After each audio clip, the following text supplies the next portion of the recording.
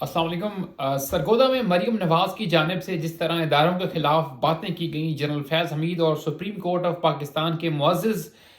जजेस साहिबान के खिलाफ जिस तरह की ज़बान इस्तेमाल की गई, उस पर अभी तक अदलिया की जानिब से तो कोई नोटिस सामने नहीं आया और ना ही एक्शन को नज़र आ रहा है। लेकिन जो साबिक डीजी आईएसआई हैं और काफ़ी खबरों में सरगर्म रहते थे उस वक्त भी, जब वो सर्विस में थे और आजकल भी जबकि वो रिटायरमेंट की ज़िंदगी गुजार रहे हैं। जी हाँ, जनरल फैज़ हमीद की हम बात कर रहे हैं जो कि साबिक डीजीआईएसआई हैं और पूरी पाकिस्तान मुस्लिम लीग नवाज़ जो है, उनके हवाले से एक प्रोपेगेंडा करती है कि जी तहरीक इंसाफ को उन्होंने बनाने वाले वो हैं, उसको हुकूमत में लाने वाले इमरान खान को जो है वो जनरल फैज़ हमीद हैं। तो इस हवाले से जनरल फैज़ हमीद के खिलाफ जो बातें की गई सरगोदा के जलसे में और उसके अलावा जो नून लीग की जानिब से एक पूरी मुहिम चलाई जा रही है, उस पर ज़राए के मुताबिक जो कि जनरल फैज़ हमीद के बहुत करीबी ज़राए हैं, उनके मुताबिक जो जनरल फैज़ हमीद हैं, उन्होंने बाकायदा तौर के ऊपर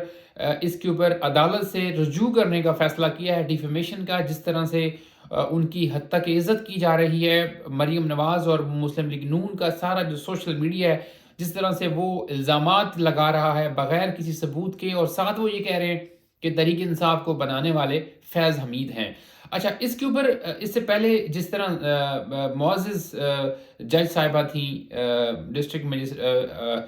जो हमारी लोकल कोर्ट है फेट की, वहाँ की जज थी, मजिस्ट्रेट थी ज़ेबा चौधरी।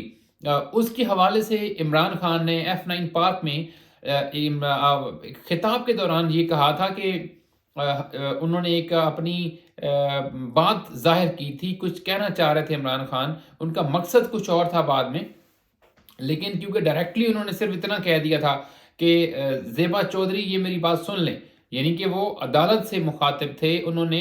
कोई धमकी नहीं दी थी वहाँ पर, लेकिन उसके बाद उनके ऊपर केस हुआ और इसके ऊपर जो पाकिस्तान की आला अदली है उन्होंने भी नोटिस लिया था और इमरान खान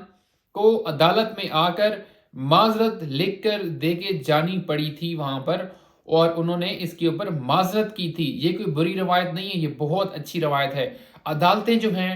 उनका बहरहाल उनकी ताज़ीम और तकद्दम जो है वो सबसे सुपीरियर होना चाहिए, और जुडिशरी जो है, जो निज़ाम अदल है, अगर उसके ऊपर से लोगों का एतबार उठ जाए और उसके ऊपर ही जो कि सिंबॉलिकली एक बड़ी उसकी वर्थ होती है और बड़ी वेटेज होती है, अगर उसके ऊपर से लोगों का जो जो ट्रस्ट है वही ट्रस्ट डेफिसिट के शिकार हो जाए ये दो इदारे, तो फिर उसके बाद बहुत मुश्किल होता है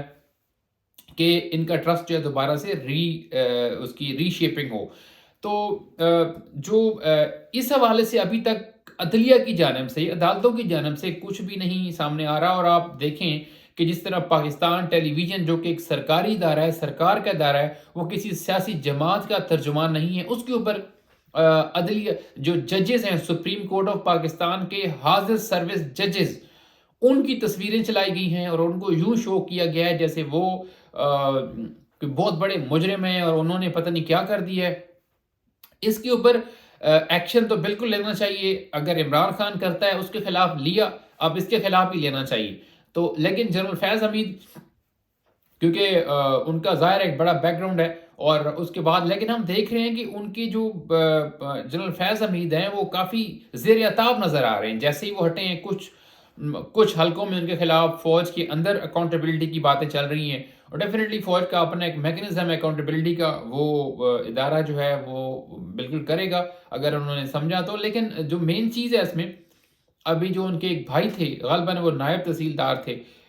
उनके हवाले से भी ये है कि उनको भी हटा दिया गया है कमिश्नर पिंडी की तरफ से। एक वक्त था कि यही कमिश्नर पिंडी और डीसी जो है उनके आगे पीछे घूमते थे, वो तब भी गलत था,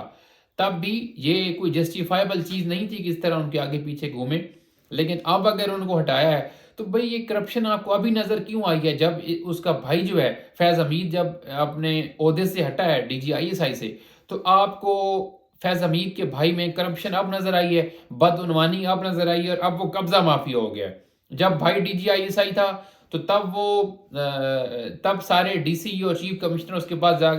जाकर हाजिरी देते थे, हाथ जोड़ते थे, और आज जो है वो चोर और डकैत हो गया है, क्योंकि अब उनके भाई जो हैं वो DGISI के ओहदे के ऊपर नहीं रहे। ये बड़ी پاکستان کا المیہ ہے، پاکستان کے اداروں کا المیہ ہے، اور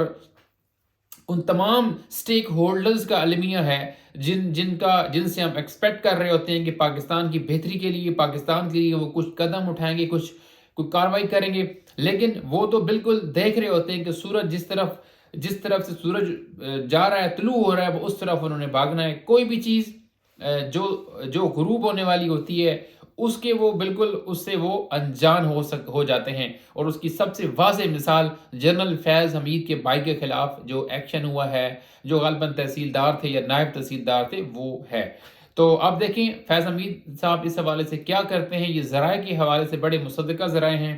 فیض حمید کے قریبی حلقے، انہوں نے اس بات کی تصدیق کی ہے۔ اب دیکھتے ہیں کہ جنرل فیض حمید مریم نواز کے خلاف جو پروپیگنڈا وہ کر رہی ہیں، اس کے خلاف وہ قانونی چارہ جوئی کرتے ہیں یا نہیں۔ دیکھتے ہیں، اس کے لیے ہمیں انتظار کرنا پڑے گا۔ بہت شکریہ دیکھنے کا، اللہ حافظ۔